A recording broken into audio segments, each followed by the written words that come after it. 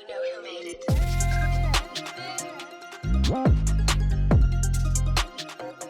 Hello and welcome to the See Me Be Me podcast. Today we are joined by a very special guest, Azhar Quaiyoom from Q Sustain. Welcome, Azhar. Thank you very much. Thank you for having me. So Azhar, tell us a bit about yourself, what you do, and a little bit about the Q Sustain. Sure. So thanks for the introduction. As you know, I'm Azhar Quaiyoom. So I'm the managing director of a consultancy called Q Sustain. We're really specialist in sustainability initiatives and solutions. We're also engineers, and we work predominantly in the rail sector. So our kind of big work and aims at the moment are to decarbonise the rail sector that actually is quite high intense in energy consumption. Actually, one of the biggest in the country in terms of, like I say, Network Rail consume the highest amount of energy to run the trains, run the stations, depots. They're actually one of the biggest landlords in the country as well. So a lot of our work is within the rail sector for that reason. And we have a big passion around decarbonisation, reducing energy, reducing carbon, and also, more importantly now than ever, is reducing cost as well. It's a lot about what we do. Now, Q Sustain, where did the idea come from, and what year did you found? What year did you create Q Sustain? So we've been going for 9 years, and the idea had been there for a while because around about 2007-8, when we had the kind of bit of a downturn in the economy, I was seconded to a big project for the redevelopment of Birmingham's new train station, New Street Station, and I was a chartered engineer by then. I was working as on the engineering side and the design side there, and I was asked to go down to a project for about 6 months on kind of secondment. I ended up staying there for more than 7 years, like you do on many secondments like that. But it was a huge project. It was over £700 million at the time. It was one of the biggest refurbishments within Europe. It was there to kind of change the whole kind of landscape of the city centre in Birmingham. So it wasn't just a rail station project. There was so much more to it around social value, job creation, employment, the economic kind of regeneration of the area around there. And it was a very strategic and important project, but one where I've kind of found myself coming out of a lot of design engineering, working with a big consultancy, and coming into a project like that with Network Rail and others. I kind of just saw loads of opportunity about doing things differently on big kind of infrastructure projects of that size and scale.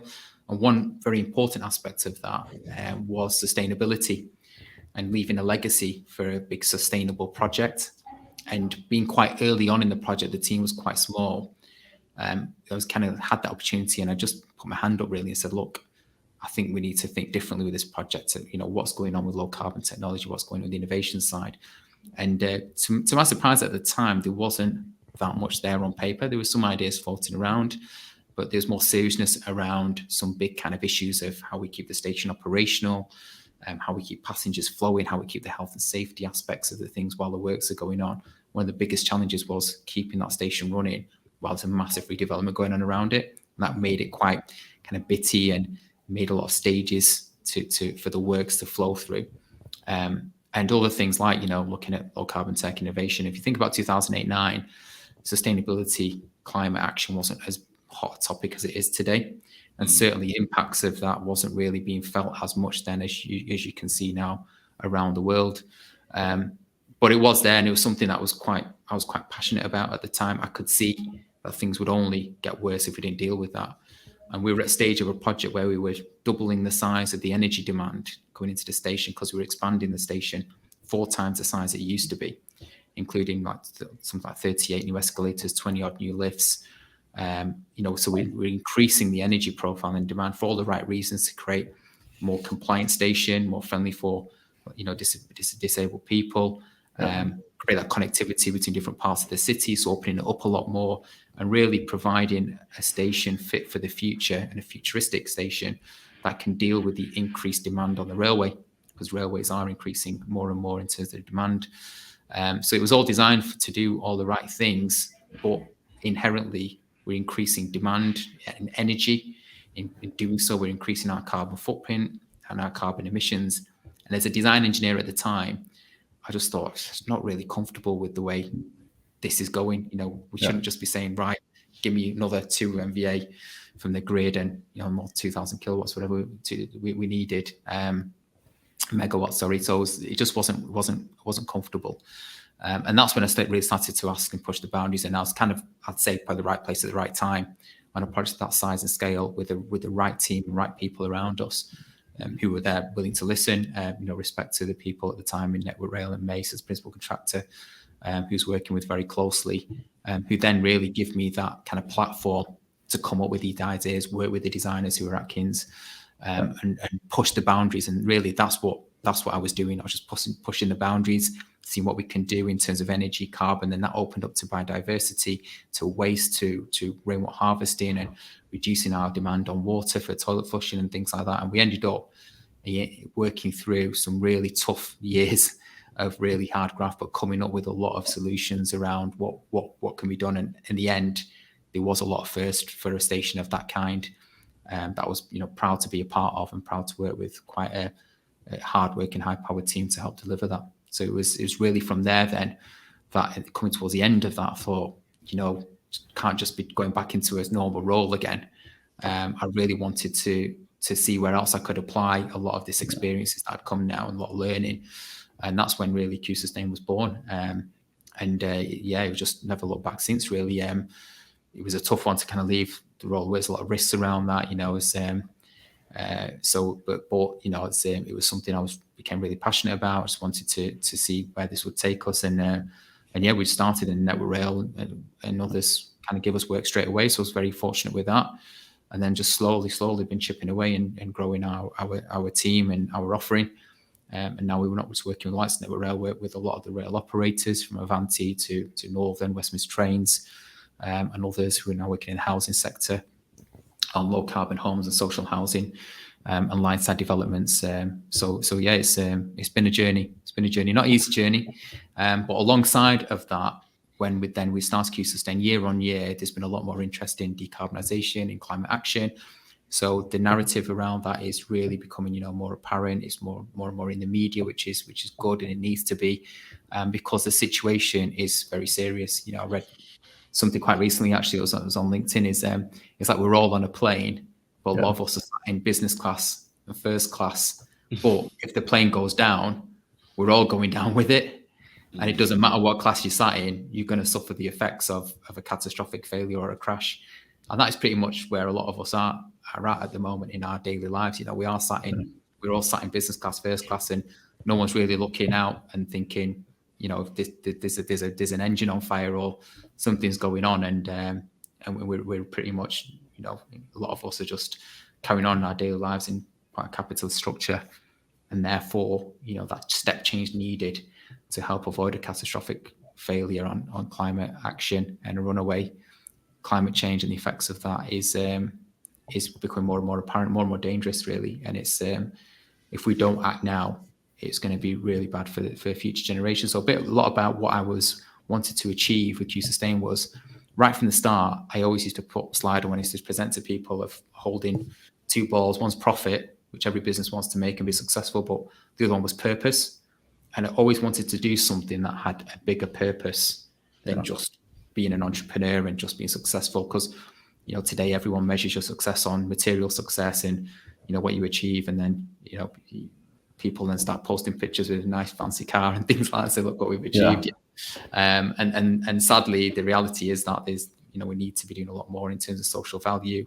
And alongside that, the great thing with sustainability is you've got the main three pillars. Yes, you want to have the environmental impact in terms of your carbon reduction, reducing waste, increasing biodiversity.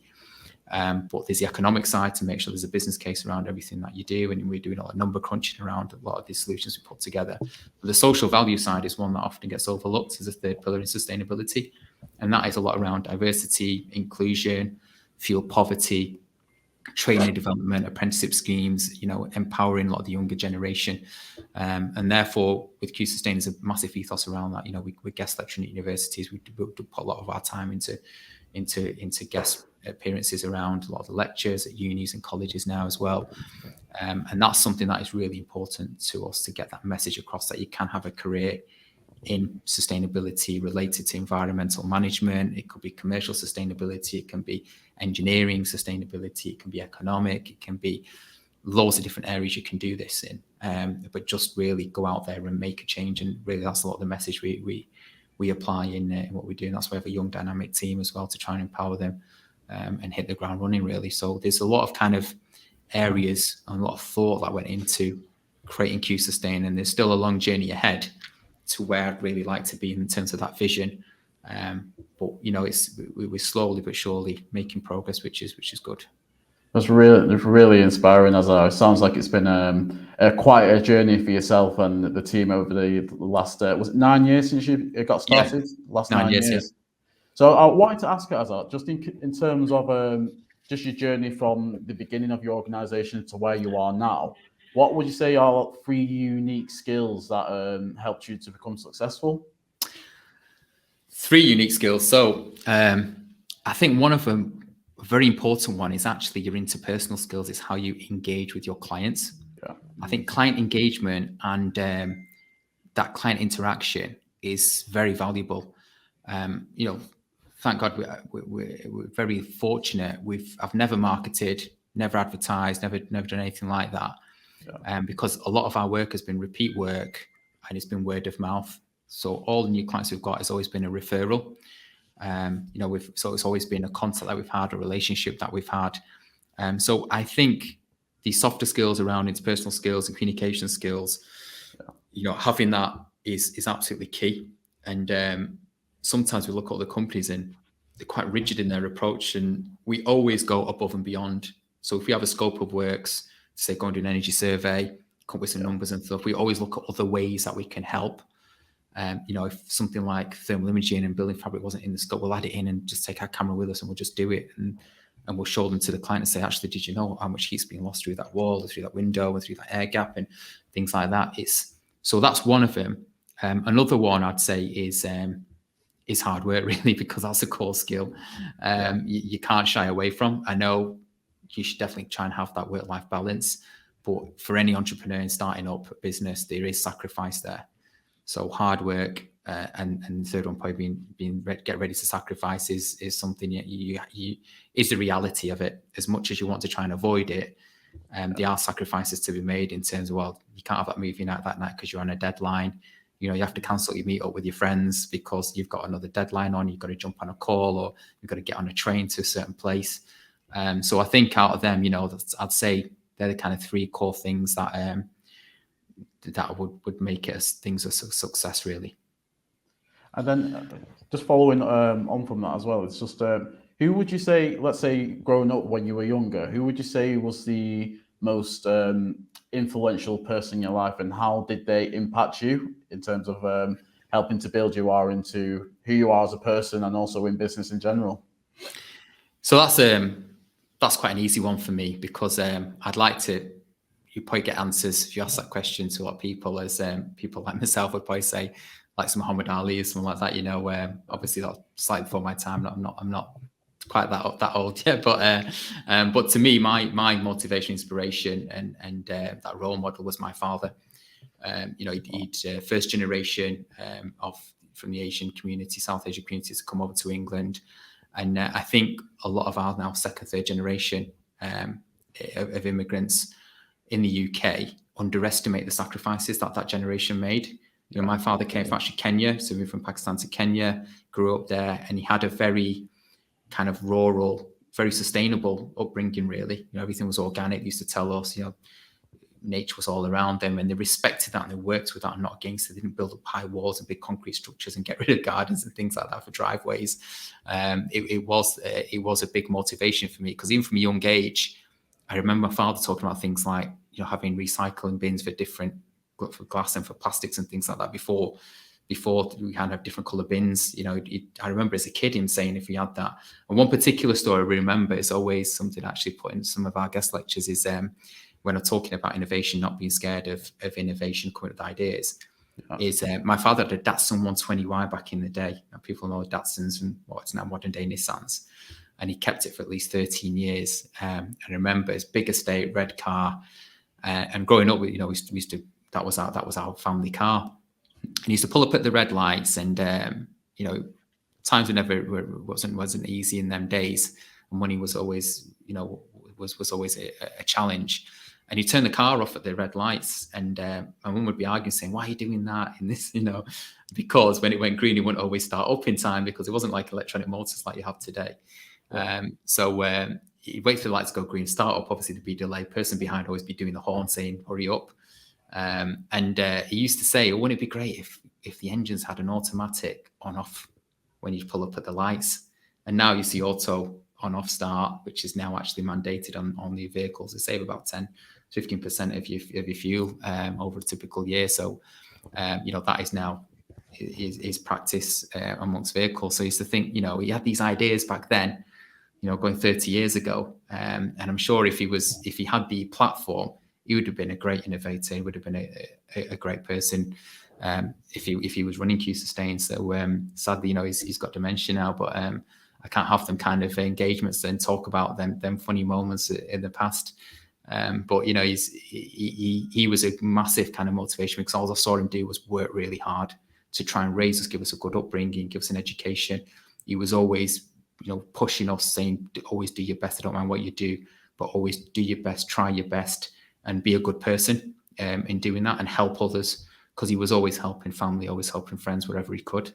And that's, to me, a great legacy for me to try and pass on to my children, and keep that kind of ethos within Q Sustain as well.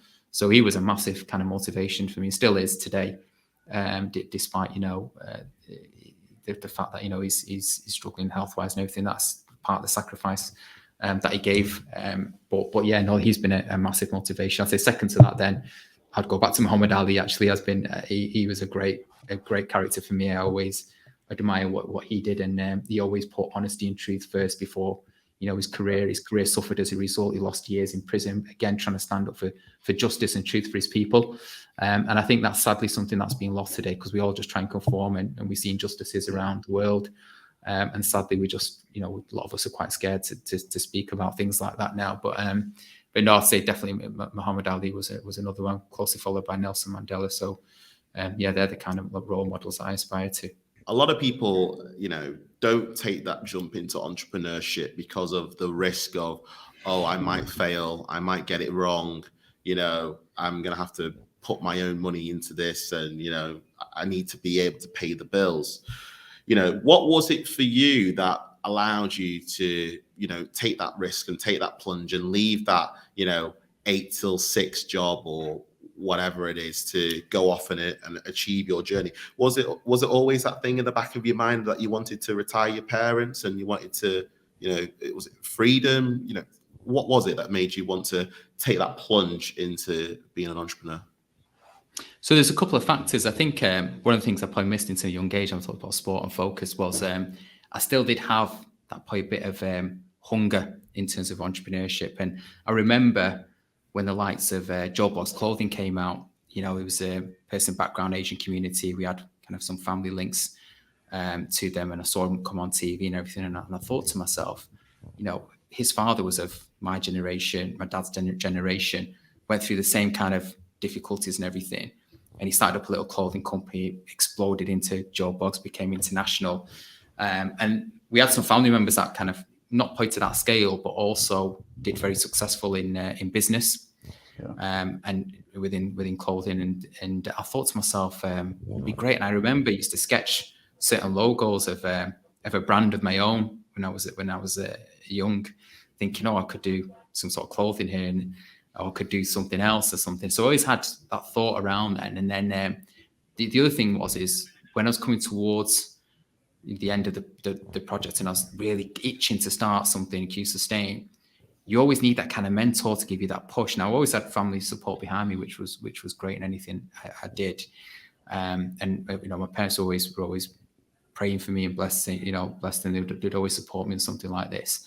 But you're absolutely right. There was definitely that fear. And I'd say I'm quite risk averse. I don't like taking big risks, especially when it comes to like money and things like that. Because once you're kind of set in a career, you're doing well in a career, you kind of think, why are you taking on this extra headache? Why, burn yourself out, and you're going to have all these challenges. And yes, I do have all them challenges, because now you're looking at your own accounts, your business development, you're actually doing the work. And, day to day there's loads of challenges and issues where you think, I'd have been better in a 9 to 5.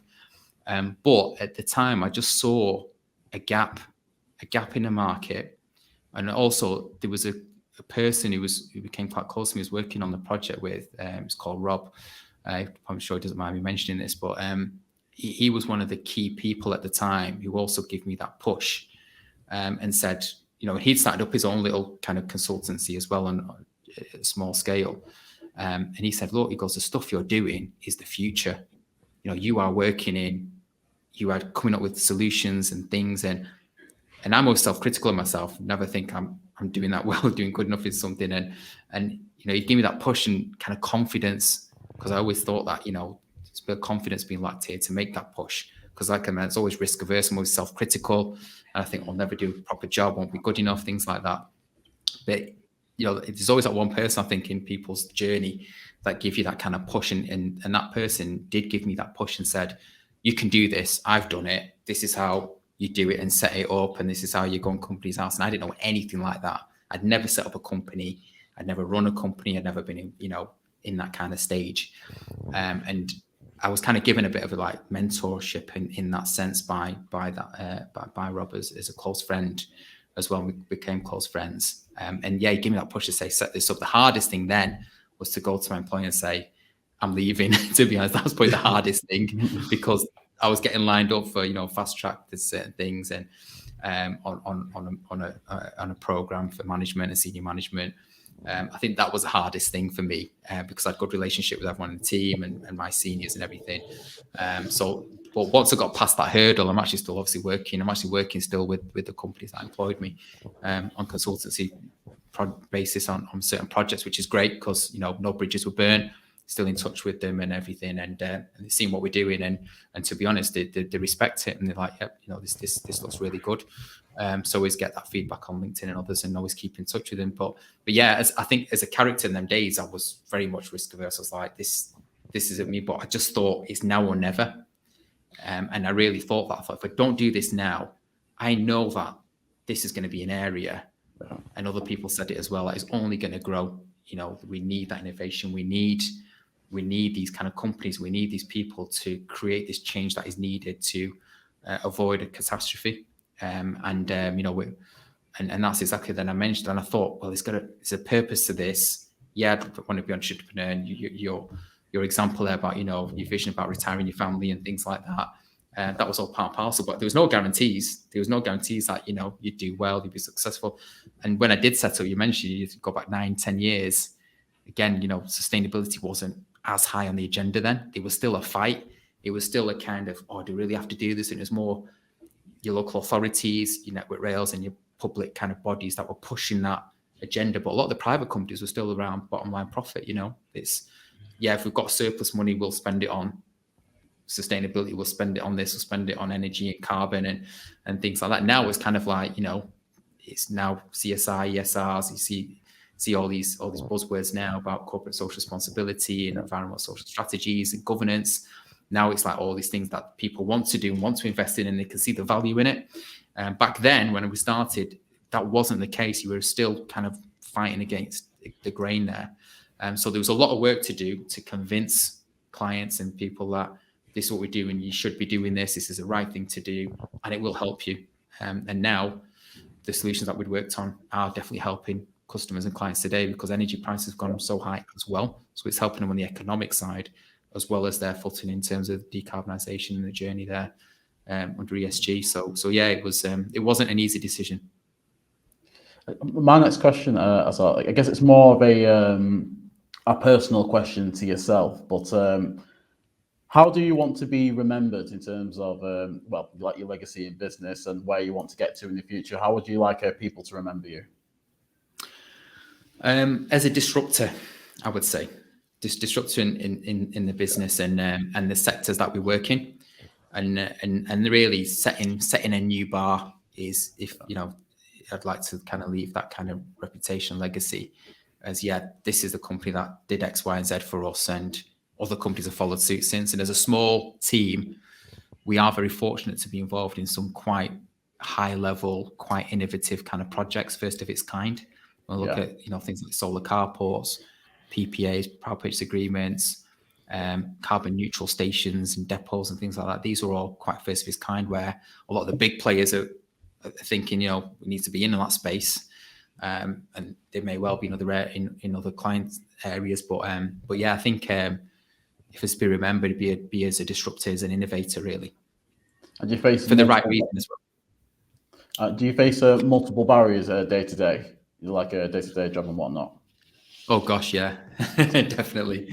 I think every day is a challenge, but yeah, deadlines are tight. A lot of the time we get pushed for for outputs and things like that. But it's all part and parcel, I think, of running a business. And but yeah, barriers we definitely are faced. I think we're facing issues around skills shortages in the sector we work in.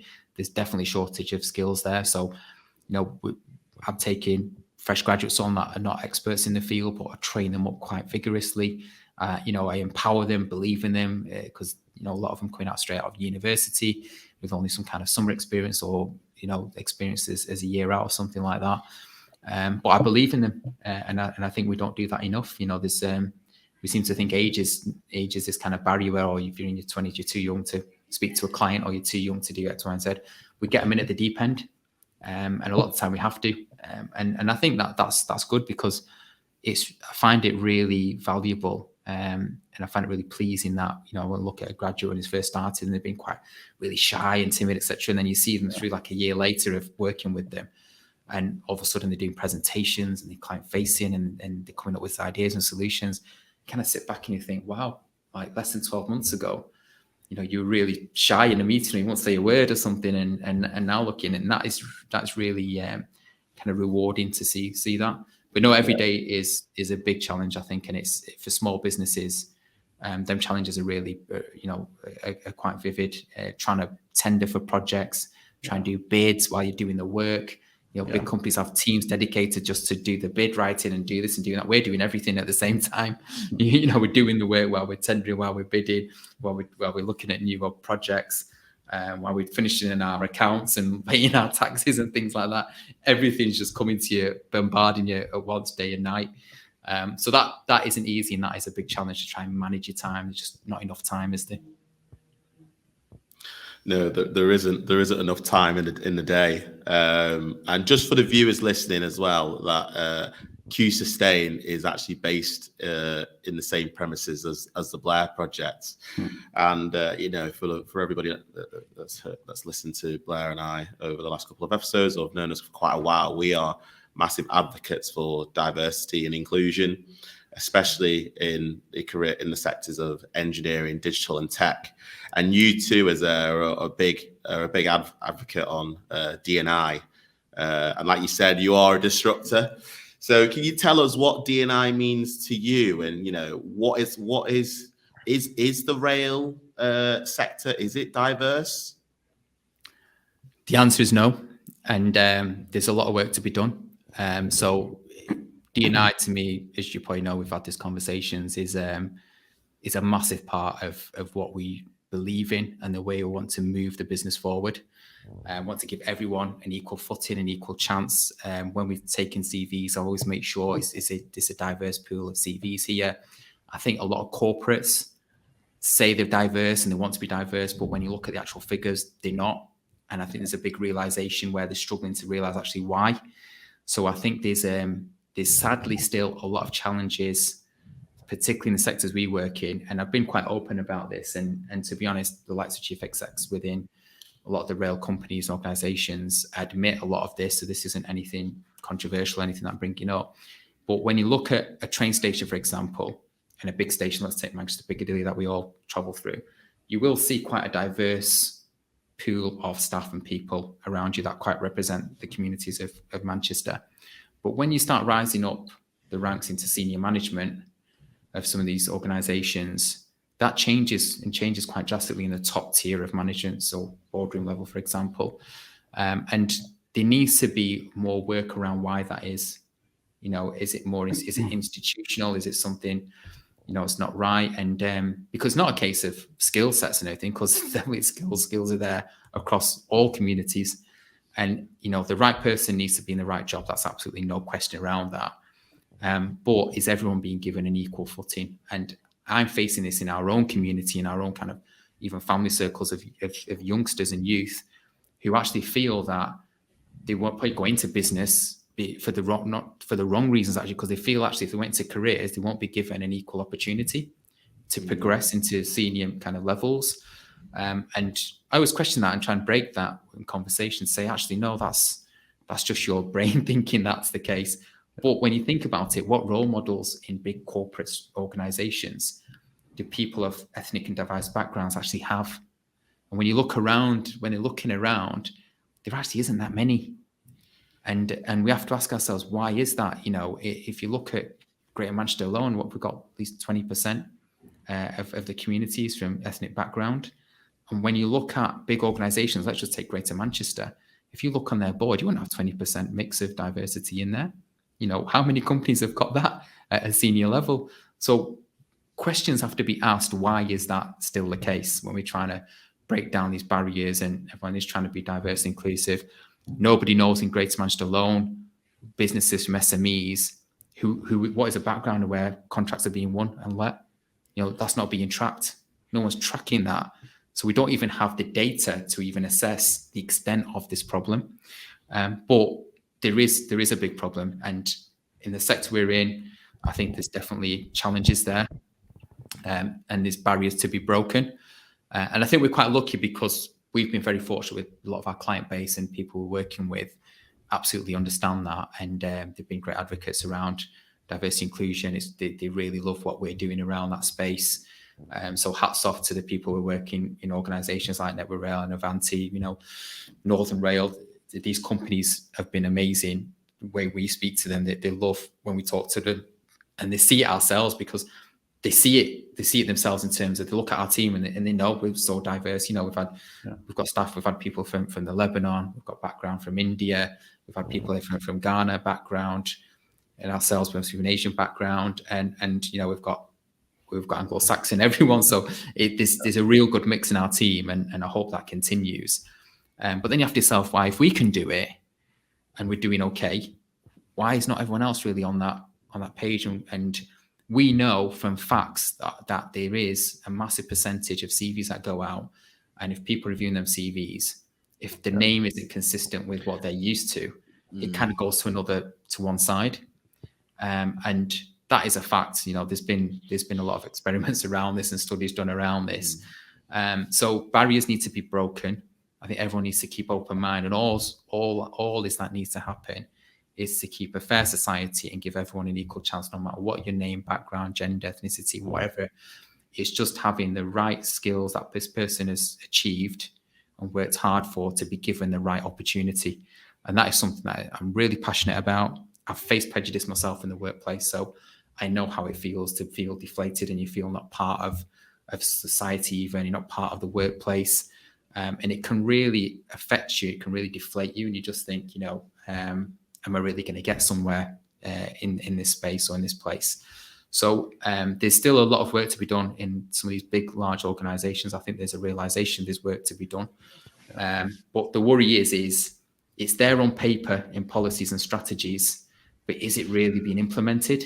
And I think that's where business leaders in our communities and the work that you guys are doing in respect to what you are doing is really getting out there, creating these organizations like Burn and others, and getting all these business leaders in, you know, getting these big organizations in and asking the question directly and giving us the chance, like us, to ask the question as, you know, what can we have a chance at this, and why haven't we had a chance at this, and what are we doing wrong that others are doing right? And we're finding that challenge, that it still is that there still is that challenge there. There's still a lot of work that needs to be done where it's all kind of like, you know, special handshake. Yeah, you've got that contract, or you've got that relationship, or, you know, you're on the same golf course or something together.